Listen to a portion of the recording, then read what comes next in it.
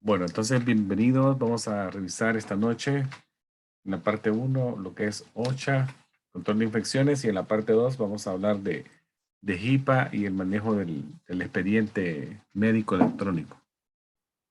Vamos a ver que, bueno, la OSHA, estamos hablando de una, una oficina, ¿verdad? Una administración que literalmente se ocupa de la seguridad en el ambiente de trabajo.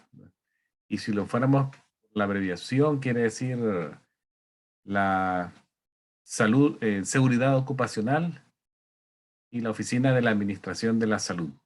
Entonces, una oficina que depende del Departamento de Trabajo de los Estados Unidos. Se creó en 1970, ya estamos hablando de más de 50 años que tiene de estar la OSHA como misión de asegurar que el trabajador se desenvuelva en ambientes seguros y que los estándares de cuidado de su persona se cumplan, ¿verdad? Y para eso provee entrenamientos, charlas educativas y asistencia a las empresas. Algunos de los entrenamientos que incluye la OSHA son, por ejemplo, del equipo de protección personal, el PPE, lo que es la vacuna de la hepatitis B, cómo responder ante una emergencia que involucre sangre y fluidos corporales, fuentes potenciales de infección, el manejo de la ropa que se contamina, cómo manejar una exposición o un derrame, entender lo que es la hoja de seguridad y qué hacer en una exposición, después posterior a una exposición. Entonces, si ustedes ven, es algo bastante amplio. Entonces, se entiende que el lugar de trabajo debe tener ningún riesgo para el trabajador. Incluye en la parte de salud, que es lo que a nosotros nos compete, nos incluye lo que es la parte de sangre y fluidos. Pero también vean que el OSHA está en otras áreas de trabajo, ¿verdad? Por eso fue que algunas empresas son multadas por si algún trabajador está sin su casco trabajando o el chaleco reflector. Todo eso son también parte de la OSHA, pero en otra área. Nosotros somos salud. Entonces, la OSHA está en los 50 estados, cubriendo al sector público y al sector privado. Todas las empresas, nadie se escapa, ¿verdad? Entonces, es responsabilidad del asistente médico conocer las políticas locales del laboratorio, si van a trabajar solo de flebotomistas, o las políticas de las clínicas, si van a trabajar en un ambiente de clínica o en un hospital. Es importante que el asistente médico cumpla con las estándares, las guías que se le dan sobre lo que es la OSHA en cuanto a la transmisión de patógenos por sangre y entender la hoja de seguridad que la vamos a hablar más adelante. Entonces, la seguridad es una medida que compete a todos, no solo a uno, ¿verdad? Es todos cumpliendo con el cuidado de los equipos, de los insumos y cualquier instrumento de emergencia que se deba de usar tiene que estar disponible y listo para ser usado en cualquier momento. Ahora, en cuanto a que es el control de la infección, que es parte de la OSHA, ¿verdad? Sabemos que un patógeno para sobrevivir necesita, uno, estar presente, o sea que llegar a donde va a producir la infección. Ya una vez esté presente y se multiplique, podría ya presentarse una infección. Entonces, esto es lo que se conoce como una cadena de infección, que es lo que aparece ahí en la letra D, ¿verdad? Cadena de infección. Entonces, vamos a ver que es bien importante conocer lo que es la cadena de infección. Yo lo voy llevando paso a paso en esto. Vamos a hablar un poquito de lo que son los patógenos de sangre, luego las precauciones, el control de la exposición y la cadena de infección. Veamos lo que son los paso a paso acá en la cadena de infección. Primero, conozcamos lo que son los agentes infecciosos, que son aquellos que pueden producir una enfermedad. En algunas partes los van a ver como patógenos. Puede ser una bacteria, un hongo, un virus. Reservorio es aquel que tiene al agente infeccioso, que puede ser un humano, un animal, el equipo. agua, comida. La puerta de entrada, cualquier orificio corporal, mucosa o piel rota, ¿verdad? Una piel que tenga una úlcera, una abrasión, tiene una puerta de entrada importante. Puertas de salida son por donde el patógeno puede salir del cuerpo de alguien a través de la sangre, de un fluido corporal, que son los exudados, excreciones y secreciones. Los métodos de transmisión pueden ser aéreos, por contacto, por gotas, o cuando hay vehículos o vectores, ¿verdad? El vector es aquel intermediario vivo y el vehículo es aquel objeto sin vida, ¿verdad? Que puede ser un estetoscopio. Ya vamos a ir viendo, varias cosas hay que ponerle atención ahí. Si rompemos la cadena de infección, podemos ayudar a controlar la transmisión de persona a persona o de objeto a persona o de persona a objeto. Eso incluye lavado de manos, medidas de aislamiento, vacunas. Obviamente el cuerpo, ¿verdad? Tiene que estar listo para dar la batalla con buena alimentación, adecuado reposo y el manejo del estrés. Veamos los métodos de transmisión que conocemos. Tenemos ya algunos que probablemente ustedes ya los han escuchado. Por ejemplo, tenemos el contacto directo, el contacto directo, vectores y vehículos y los droplets. Por ejemplo, el contacto directo es aquel de persona a persona que ocurre a través de un contacto de piel a piel, a través de un beso, una relación sexual. Si ustedes ven ahí, van a ver a la mano derecha de la pantalla, aquí, van a ver lo que les voy hablando, el contacto directo, ¿no? El contacto directo se refiere a la transferencia del agente infeccioso de una persona con el agente infeccioso a una persona que probablemente no está todavía contaminada, conocidos como huéspedes. Y esto se puede hacer a través de partículas en el aire, un droplet, una gota, un objeto inanimado, ahí vienen los vehículos, o un objeto animado, vivo, vector. Los vectores, como pueden ver, podrían ser mosquitos, moscas, ratas, cualquier cosa, un perro, un gato. Ahora, los fomites, otra palabra que a veces uno escucha, fomite, son objetos o materiales que podrían acarrear una infección. Y ahí podemos leer atención también que podría ser, por ejemplo, ropa, utensilios, hasta sillas, ¿verdad? Muebles, podrían convertirse en fomites. Dinero, aunque ya no se usa mucho el dinero ahora, pero podría ser una fomite. Los cajeros electrónicos, los ATM, podría ser una fomite. Teléfonos celulares, ¿verdad? Por eso es bien importante, por ejemplo, el teléfono celular. Una vez ustedes entran a la clínica, tenerlo, si lo va a tener cerca, en el bolsillo, sacarlo lo menos posible en las horas laborales para no contaminarlo, ¿verdad? Excepto para una emergencia, porque se puede convertir en una fomite, ¿verdad? Entonces, se lo puede utilizar uno en un receso y volverlo a guardar y usarlo lo menos posible porque se podría contaminar en el ambiente de trabajo de uno. La otra cosa son las manecillas de las puertas, con las que abrimos las puertas, también se pueden convertir en una fomite. Entonces, es bueno ponerle atención a todo eso que uno a veces no le presta atención, pero se pueden contaminar.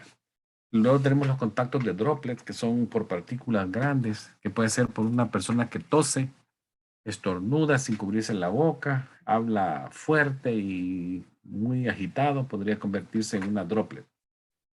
Estas se mueven en el aire, pero también por el tamaño, el alcance es limitado, casi siempre no pasa de 3 pies, a diferencia de otros, por ejemplo el spray de Airborne, que pueden viajar hasta más de 6 pies. Entonces, algunas droplets que conocemos, por ejemplo, podría ser la influenza, es un tipo de droplet conocido. Luego tenemos la contaminación por airborne, aérea. Tenemos lo que se le conoce como el núcleo droplet, que acá lo pongo, droplet.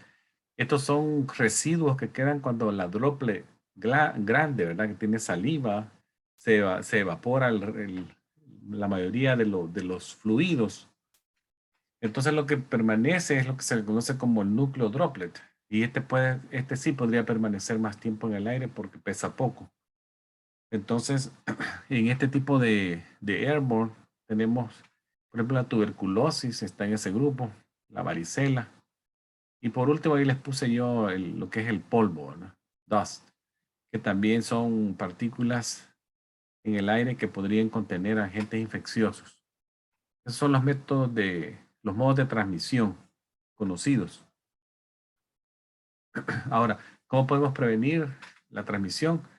Un ejemplo es lavado de las manos. Este es un proceso básicamente de limpieza o sanitización de nuestras manos. Tenemos dos métodos para hacerlo. Uno es con el agua y jabón y el otro es a través del alcohol gel que tenemos en los distintos, muchos lugares, en las clínicas, por todos lados hay alcohol gel, ¿verdad? Afuera de la puerta, adentro del cuarto, en los pasillos, todo eso. Entonces, básicamente la higiene de las manos se refiere al proceso de limpieza, ¿verdad? Es considerado probablemente el más importante práctica de asepsis médica para prevenir la transmisión de enfermedades. Esto se hace muchas veces durante el día.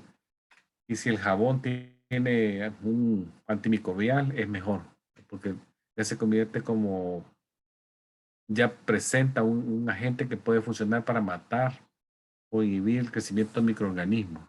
Pero también la gente, si no hubiese el jabón regular, hace la tarea, ¿verdad? Se hace su trabajo. Entonces vamos a ver que el personal de salud debería de usar, por ejemplo, alcohol gel en algunas situaciones clínicas. Uno, por lo menos, antes de tener contacto directo con un paciente. Después de tener contacto con un paciente de piel intacta. Si usted le toca el cuerpo para tomarle el pulso, todo eso, ya tuvo contacto con un paciente de piel intacta, alcohol gel. Antes y después de ponerse guantes.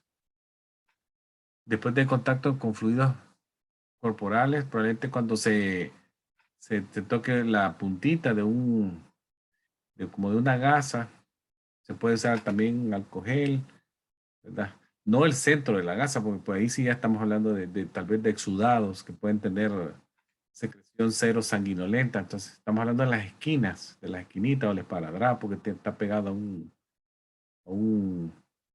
a una gasa.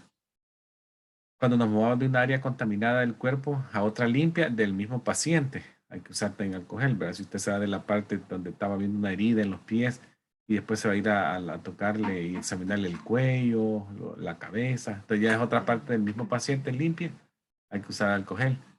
Después de tocar objetos inanimados, como pueden ser estetoscopios, tensiómetros, termómetros, hay que usar también alcohol gel. Siempre aplicamos una cantidad justa en el centro de nuestra mano. Frotemos nuestras manos por 20 segundos. Se tiene que secar durante ese tiempo, no hay que estarse soplando las manos ni moviéndolas para los lados para ayudarse a que se seque más rápido. No, ¿verdad? Cubrir toda la superficie y dejar que en 20 segundos, por el frotado, el solito se seca. ¿Cuándo debo de lavarlas? Con agua y jabón.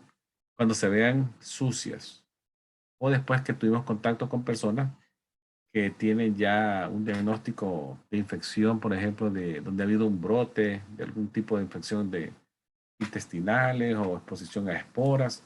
Antes de ir a comer también es mejor lavárselas con agua y jabón y después de utilizar el baño. Son la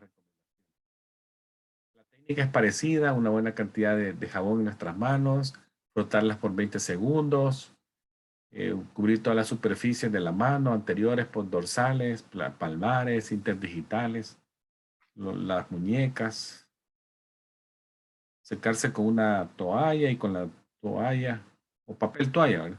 Cerrar el grifo del agua. Yo puse esa foto ahí que también la vi en un lugar que fui. Me llamó la atención que les recordaban a la gente que son 20 segundos. Hay gente que se echa el jabón y a los 5 segundos ya se lo está quitando, ¿verdad? Solo medio hace 2, 3 movimientos, hace un poquito de espuma, ya mete las manos bajo el agua y ya se secó y se van. Eso es una técnica que no es correcta. Debe ser 20 segundos por lo menos si se va a usar agua y jabón, igualmente con la alcohol gel.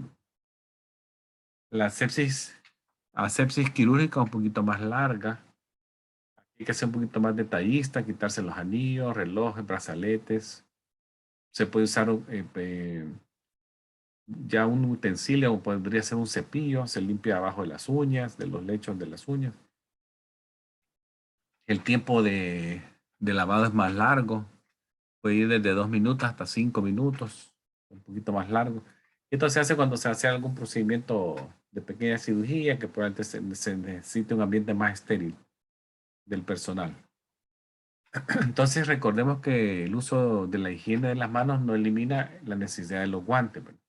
Los guantes sí se ha visto que reducen significativamente la contaminación cruzada, protegen al empleado, perdón, protegen al empleado y al trabajador de la salud y al paciente.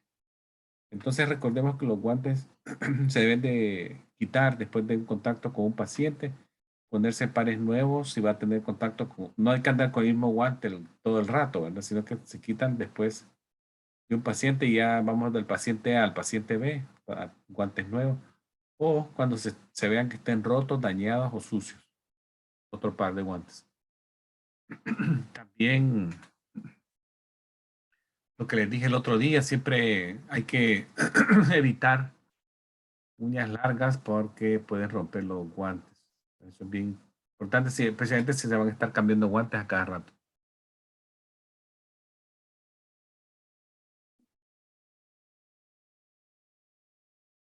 Ahora, también prestemos la atención a las etiquetas de aviso.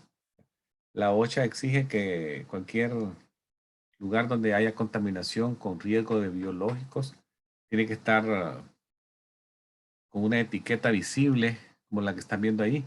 Y eso incluye, por ejemplo, contenedores de desechos de basura, ¿verdad? Que tengan biológicos, refrigeradores o freezers donde se almacene sangre, contenedores y bolsas donde se almacene, se transporte o se envíe sangre o objetos contaminados, por ejemplo, biopsias que llevan sangre. Entonces la etiqueta tiene que estar visible y tiene que tener este pictograma que está aquí,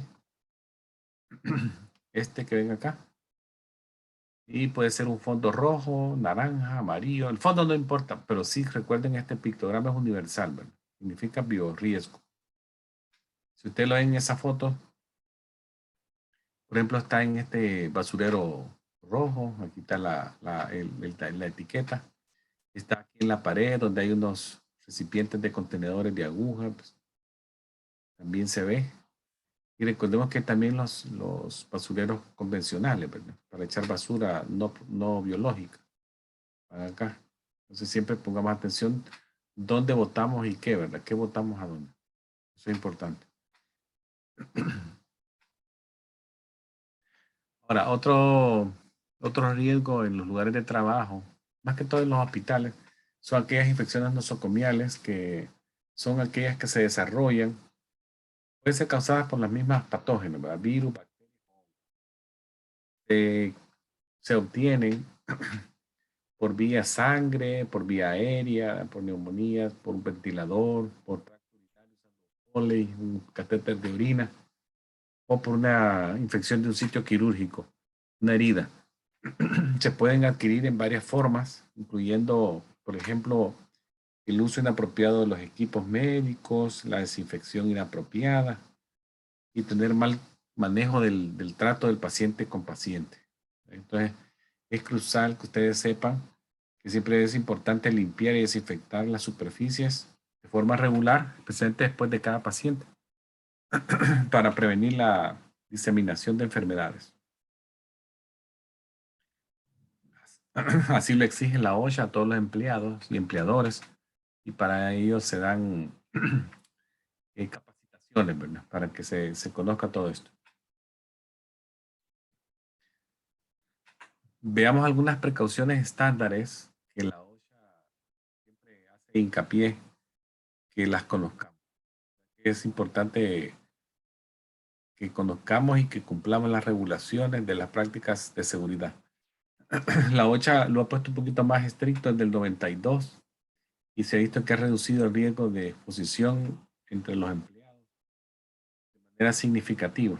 Recuérdense que dije yo que se creó en el 70, pero como quien dice, del 92 para acá, le han puesto un poquito más de esfuerzo y cualquier falla por el empleado podría ser sujeto a una multa o a un llamado de atención, ¿verdad? A la empresa.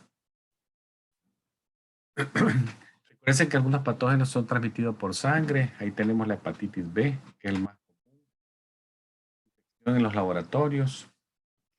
La hepatitis A no es por sangre, sino que es fecal oral. Algunos tienen vacuna, otros no. La hepatitis A sí, la hepatitis B también la tiene. La hepatitis C no hay vacuna, pero también sí es transmitida por vía de sangre y fluidos corporales. El SIDA o el HIV también se transmite por vía sangre y también por otros métodos, ¿verdad? Como puede ser contacto de piel, pero no por la parte casual, ¿verdad? Entonces, siempre, por ejemplo, en lo que es el HIV, si se va a esperar un paciente que tenga diagnóstico, siempre hay que utilizar el equipo de protección personal apropiado antes del encuentro, ¿verdad? Que podría ser el uso de goggles, eh, guantes, y con eso se logra bastante. Si se hace una buena técnica, los chances de contaminación son bien bajos, muy bajos.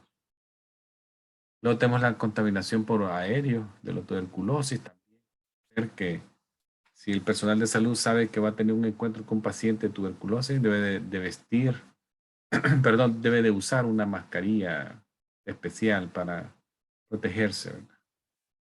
Las infecciones nosocomiales igual, si estamos en un ambiente hospitalario, siempre hay que tener un buen lavado en las manos, una buena técnica, una buena forma de prevenir la contaminación y evitar las infecciones nosocomiales.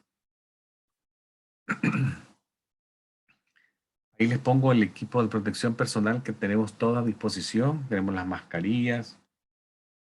Las mascarillas quirúrgicas son las más comunes, ¿verdad? Las que ven acá en que podrían ser de uso, bueno, de uso diario. Yo creo que ahora, por ejemplo, en los hospitales, ya nadie puede entrar a un hospital si no lleva mascarilla desde el punto de entrada. Es como obligatorio. Están los goggles, los protectores de cara, los respiradores y los gowns, ¿verdad? En áreas de mayor riesgo, por ejemplo, si un trabajador de la salud trabaja en áreas de donde se esterilizan y desinfectan equipo quirúrgico o equipo como tijeras, pinzas, todo eso, ya las protocolos ahí son más estrictos que afuera, porque literalmente están, como dirían, caminando en fuego, ¿verdad? Entonces se tienen que proteger al nomás entrar. Ya hay un gran protocolo para entrar a esas áreas. Ahora, en las precauciones universales, recuerden, están las estándares, están las protecciones para no pincharse con aguja y el PPE. Las protecciones de aguja, tenemos ahí la práctica de protección de aguja, que es básicamente lo que significa a las jeringas, bisturís, que son los que más pinchones producen accidentalmente. Cada año hay más de 350,000 y muchas de ellas son infecciones que podrían poner en riesgo la vida del empleado. Las precauciones, muchas de las agujas ahora, de las jeringas, ya traen dispositivos como los que ven en la fotografía que les muestro, que cubren la aguja inmediatamente y son irreversibles, ¿verdad? Una vez haga el clic, ya la aguja queda como atrapada, ya no se puede liberar. Igual sucede con algunos bisturís, también tienen como una manga que lo cubre y lo protege. Son a prueba de corte. Pero hay que ponérselo uno, o sea, no es automático que se va a poner el solito. El trabajador de la salud tiene que bajar esto y hacer clic en la aguja, ¿verdad? Veamos las precauciones estándares que conocemos. Estas son un set de medidas para el control de infecciones, ¿verdad? Que se previene la transmisión y también van dirigidas básicamente que se adquieren por contacto con sangre, fluidos corporales, la piel no intacta, por donde puede ser que haya presencia de rash, o el contacto con membranas mucosas, ¿verdad? Estas medidas pueden ser usadas como un método de protección para todo el mundo. Miren el número 1, lavado de manos. Luego el equipo de protección personal, guantes. El guante no tiene que ser estéril, puede ser un guante limpio. El uso apropiado de los equipos de desecho, los basureros de biológicos. Tener cuidado con las agujas, las prácticas seguras de la aguja. La etiqueta de toser, taparse la boca cuando yo toso o estornudo. Y usar mascarilla cuando voy a hacer algún tipo de inserción o una inyección en un área bastante delicada, como puede ser un área de espinal, la columna, o espacios epidurales. La etiqueta de toser, como ustedes sabrán, siempre se pide que cubrirse la boca, la nariz, cuando se tose o estornude. Utilizar de manera rápida un pañuelo, cubrirse la boca, ¿verdad? Si se está tosiendo demasiado, dejar la mascarilla, lavarse las manos si hay contacto con alguna secreción que puede ser saliva o secreción que viene de un poquito más profunda, que se expulsa con el estornudo. Y si vemos uno que está ahí dudoso, mejor separémonos unos por lo menos 3 pies de esa persona y darle una mascarilla, ¿verdad? Esa sería una forma segura de interactuar. Ahora, hay también otras que se llaman precauciones basadas en la transmisión. Si conocemos la transmisión, que ya lo dijimos, esto se hace un poquito más fácil. Estas se usan en adición a las estándares que ya dijimos. O sea, sería como A más B. Este es el B. Se deben ser usados en combinación. Y básicamente van dirigidas a la fuente, al huésped y al método. O sea, son bien seguras. Y son aquellas que se conocen como contacto, aéreas y droplet. Son 3. Y básicamente trabajan muy bien si uno lo hace bien, porque aquí también hay que decirlo, si el trabajador de la salud no respeta la técnica, aunque lo haga, si lo hace mal, no está haciendo nada. Básicamente está haciendo un intento, pero no la técnica buena. Entonces, por ejemplo, tenemos la transmisión basada en precauciones, que por ejemplo tenemos el de contacto. Este es, por ejemplo, cuando el agente infeccioso desconocido, bacterias, virus o parásitos, se podría transmitir en forma directa o indirecta de una persona enferma a una sana. Pues se llama precaución de contacto. ¿Cuáles son? Por ejemplo, está eh, tener el lavado de las manos, ¿verdad? 1. 2. Utilizar guantes, aunque sean no estériles, limpios. Cambiarse guantes después del contacto. Quitárselos después de dejar o antes de dejar la habitación. Nunca podemos salir con guantes al pasillo o a otra habitación. Eso es un grave error, ¿verdad? No podemos salir. La gente tiene que andar en los pasillos sin guantes. No porque los tengo puestos. Oh, se me olvidó algo afuera, voy a traerle el lapicero. No se puede salir con guantes puestos de una habitación. Lavarse las manos con un agente antibacterial o aseárselas. Puede ser un alcohol gel o agua y jabón. Y no toquemos innecesariamente superficies que pueden estar contaminadas. No hay que andar tocando cosas en la habitación que no tienen nada que ver con la visita. No andan que tocando mesas, sillas, no, al mínimo, ¿verdad? Para que no ocurra transmisión no deseada. También recuérdense que la ropa de cama de algunas clínicas ponen en unas como camas, podrían poner una ropa de cama de tela. Otros pueden usar como papel, ¿verdad? Pero siempre recuérdense, abajo del papel se tiene que limpiar entre paciente y paciente, ¿verdad? Recordemos también que algunos pacientes tienen algunas bacterias que se les conoce como MRSA, que son aquellas resistentes a la meticilina, Staphylococcus aureus, eso quiere decir, y son bacterias bastante difíciles de controlar. Entonces, esos pacientes hay que ponerse gown, agabachón, cubrirse la nariz y boca con mascarilla, ponerse goggles en los ojos, utilizar guantes y ya una vez se utilizaron todo eso, después hay que desecharlo en un basurero especial, ¿verdad? Basurero rojo y descartar todo, porque eso ya es un caso especial, MILSA, es más de más riesgo. Luego tenemos los aéreos, vamos a regresar uno.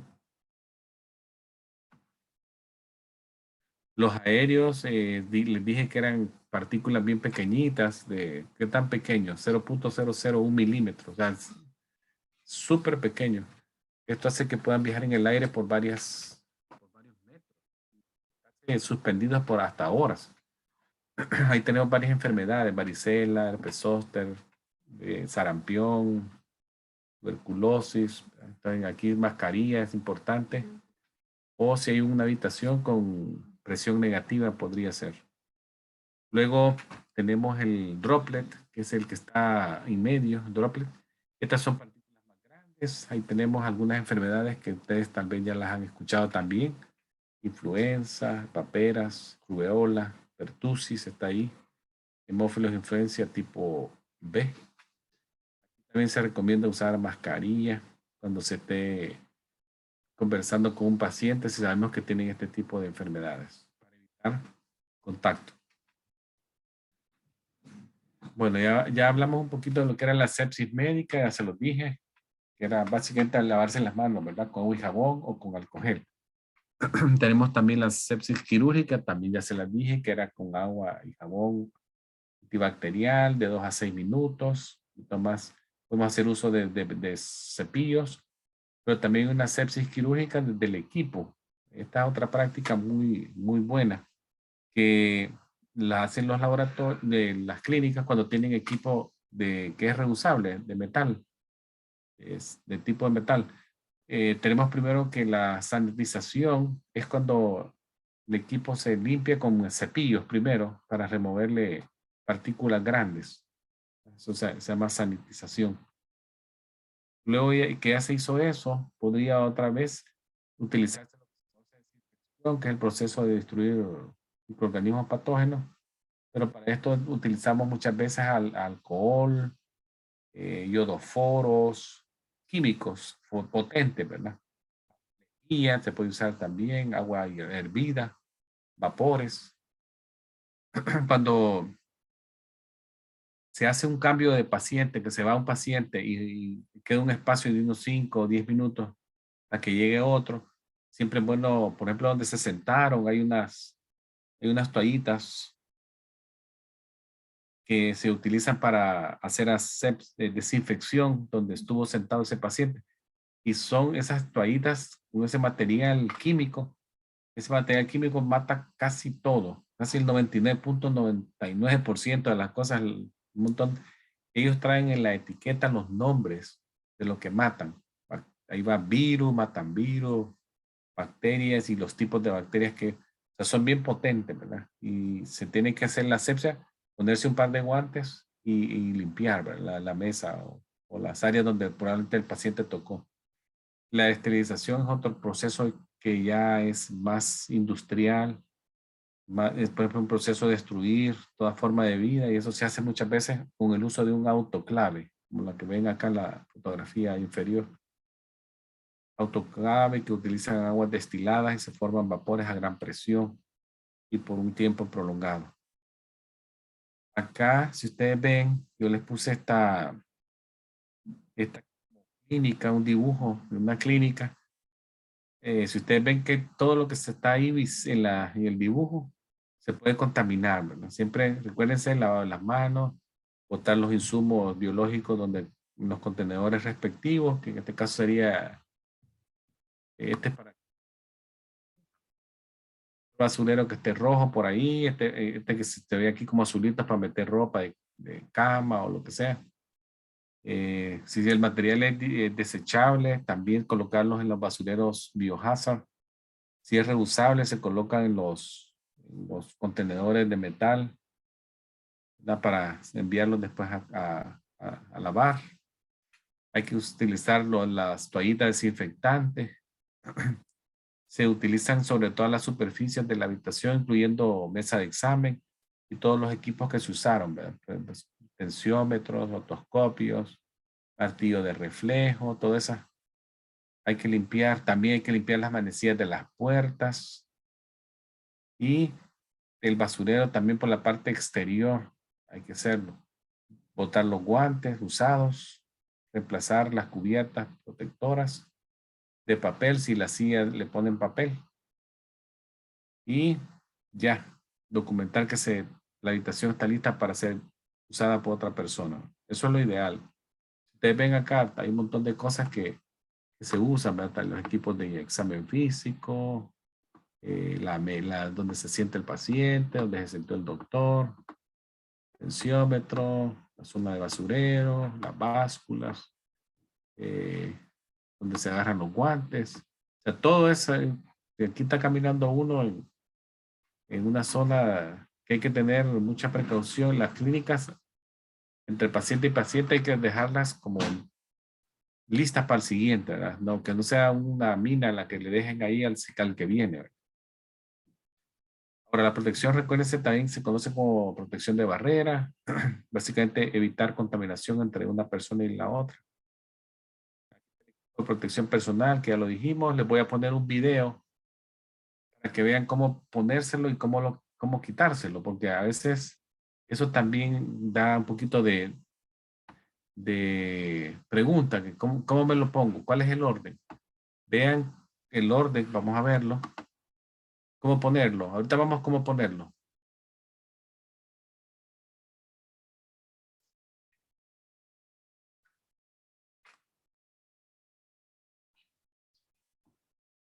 Lo que no me están oyendo, voy a poner, No, no tiene ruido. sí, voy a No, compartir. todavía. Creo que se me había olvidado. Ahora creo que sí. Ok, vamos a ver. Appropriately put on or Sí. don PPE. More than one donning method may be acceptable to your facility.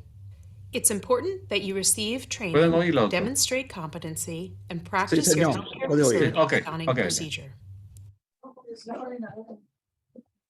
First, identify and gather the proper PPE to don, including an appropriately fitted isolation gown, a NIOSH-approved N95 filtering facepiece respirator or higher level respiratory protection, or if a respirator is not available, a face mask, a face shield or goggles, and a pair of disposable patient examination gloves. Perform hand hygiene by using alcohol-based hand sanitizer or washing your hands with soap and water for at least 20 seconds. Put on the isolation gown. Tie all ties or snap all snaps. You may need assistance from another healthcare provider.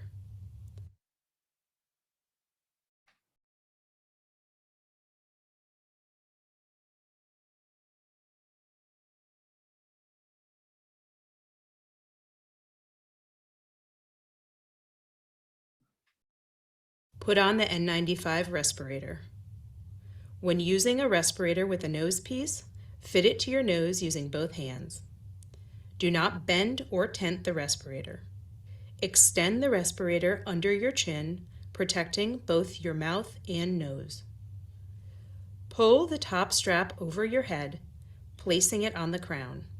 Then pull the bottom strap over your head, placing it at the base of your neck.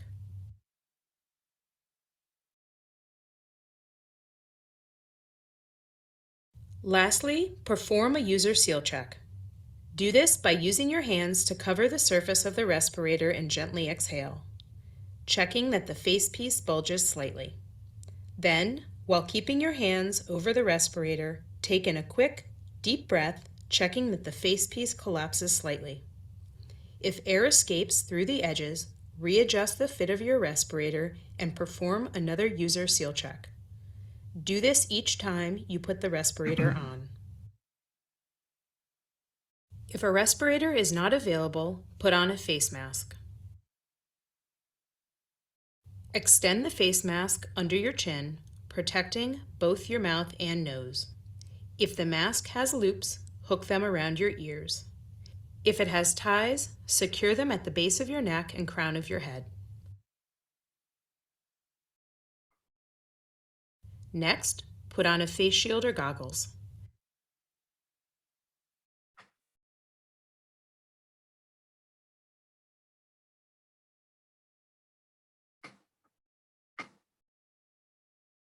Lastly, put on your gloves.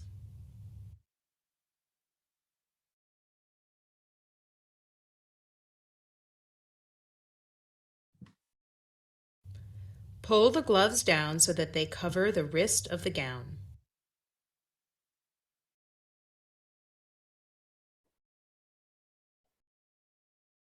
You are now ready to enter the patient's room.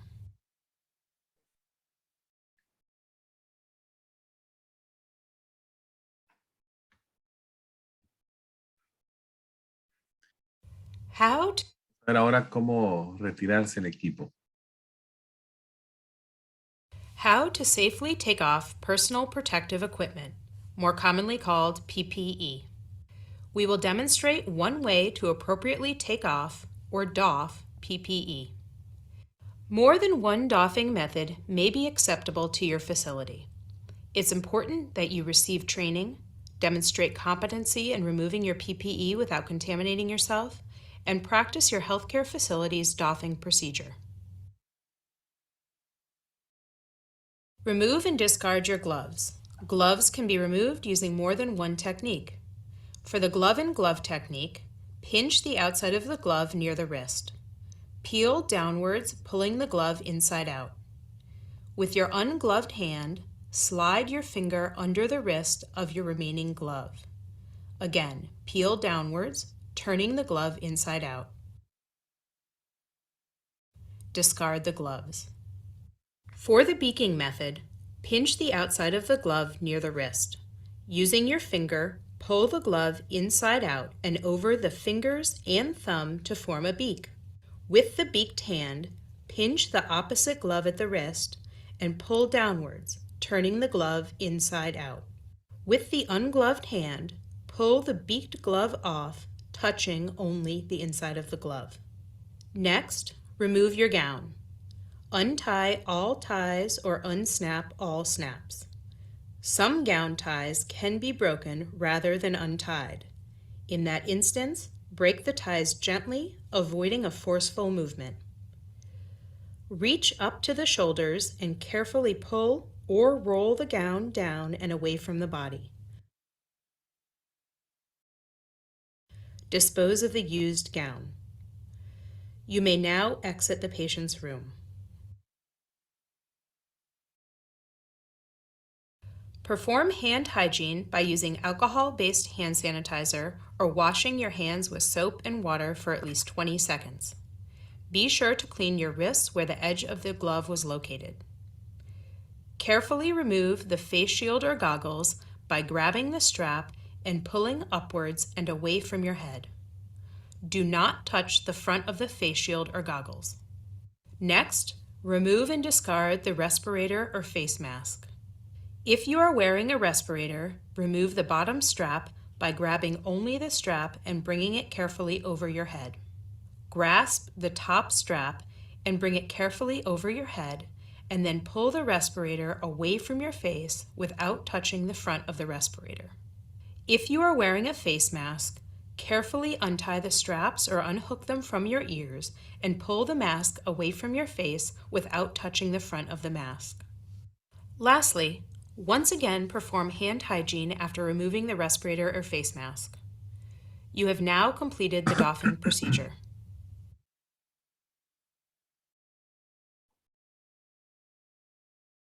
Bueno, vimos la colocación y retiro del equipo. Acá les pongo también como en resumen los pasos de lo que se llama donning o ponérselo. Ahí va en el orden, manos, gown, mascarilla, goggles, guantes. Doffing, quitárselo. Vamos de la parte. Guantes primero se quitan, gown, manos. mascarilla. Si tiene facial, ¿verdad? No, mascarilla y el aseo de las manos otra vez. 2 veces aseo de manos. Ese sería el toning y el doffing. Otra cosa de la OSHA, no solamente de transmisión de sangre, sino que también podría ser en seguridad, es un incendio, podría haber un incendio en el lugar de trabajo y hay que saber cómo reaccionar. Acrónimos o abreviaciones que ellos usan. Y antes de llegar ahí, veamos también que ellos clasifican el fuego en 4 categorías, A, B, C, D, dependiendo del material que está consumiéndose para producir el fuego. Puede ir desde papel, eléctrico, combustible, todo eso. Asimismo tienen los extintores, tipo de extintor para... Y hay también algunos sobre los 3 tipos de incendios que han mencionado. Entonces, todos ellos tienen las letras en la etiqueta, entonces hay que fijarse, pero hoy la mayoría ellos lo ponen así, ABC. ¿Verdad? Ahora, las abreviaciones. Tenemos una que dice RACE, una abreviación que básicamente es para recordarle al personal de la clínica y hospital cuáles son sus tareas. Cada letras es un mensaje.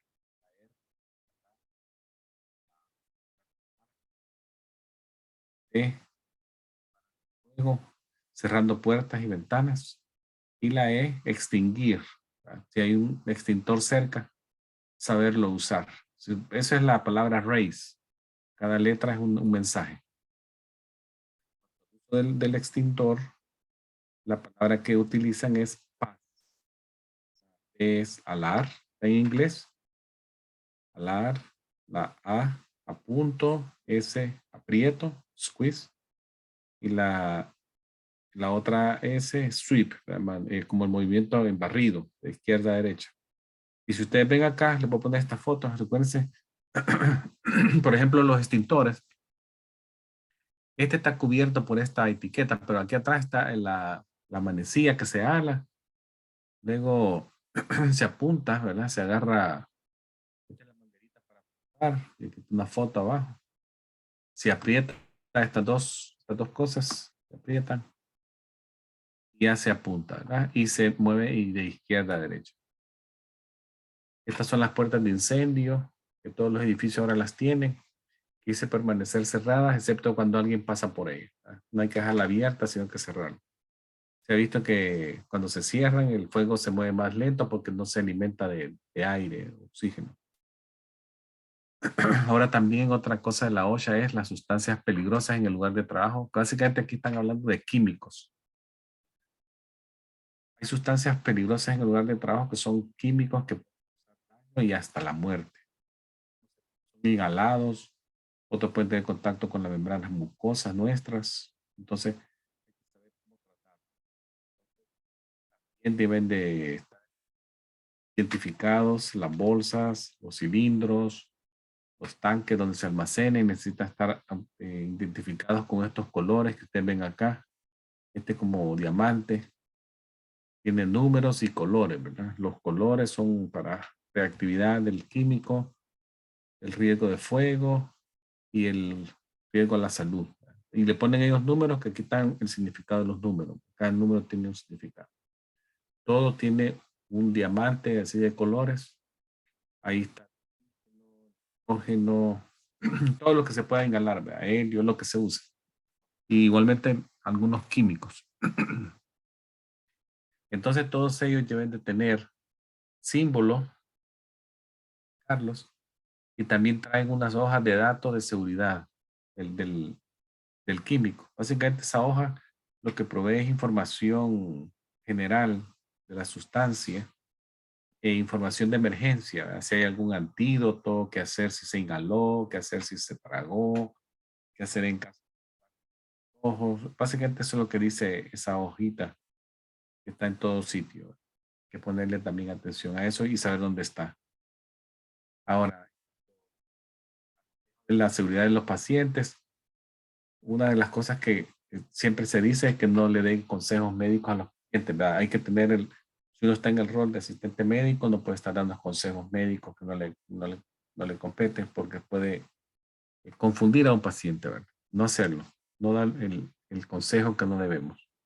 Luego, si nos toca esterilizar un instrumental, hacerlo con mucho cuidado y precaución, siguiendo las guías y protocolos, ya que cualquier equipo mal preparado podría diseminar enfermedades a la siguiente persona que viene. Entonces, es esencial seguir los procedimientos de limpieza, ¿verdad? Cualquier cosa por contaminación, que sea por muy menor que sea la contaminación, puede poner en riesgo a la siguiente paciente.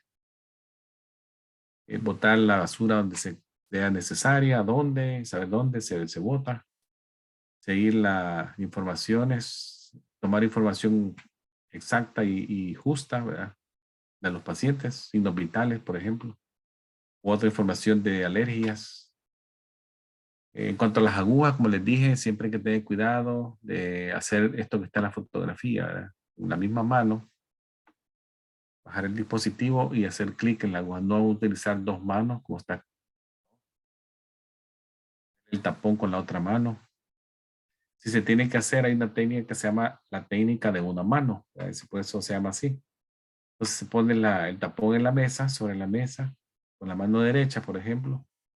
Yo muevo la aguja hasta que haga contacto con el tapón, lo deslizo hasta que la aguja entre al tapón. Ya que entró, sí podría yo sostener la base de la tapadera y solamente la bajo un poco para que se debe tocar la punta aún del tapón, nunca, porque la aguja probablemente esté terminando por acá, ¿verdad? Sí. Entonces yo puedo agarrar así la base y la empujo hacia la zona donde hace seguridad, clic, y luego ya la boto en el contenedor. Si eso sí tuviera que, si no, estos contenedores son a prueba de pinchón. Se puede, si no encontrar este tapón en ningún lado, solo está la aguja así, se puede botarlo con toda la aguja. Bueno, esta es la información de OSHA. Me voy a cambiar ahora para HIPAA. Si tienen alguna duda, comentario.